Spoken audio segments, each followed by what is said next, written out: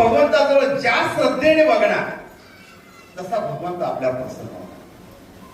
भगवंत हा विश्वासावर टिकलेला आहे.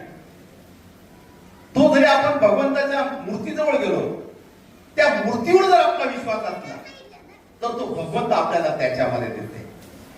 आणि एकदा जर आपण त्याला मनापासून बघायला सुरुवात केली ना, तो आपल्यासाठी येतो. तो सूक्ष्म रूपेने आपल्या आजूबाजूला फिरत असतो.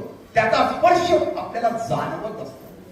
आपण कधी कधी म्हणतो मंदिरामध्ये गेल्यावर मी स्वामींकडे बघितलं आणि स्वामींची मूर्ती बघितली तर माझ्या डोळ्यातून पाणी येतंय. ते पाणी काय येतंय?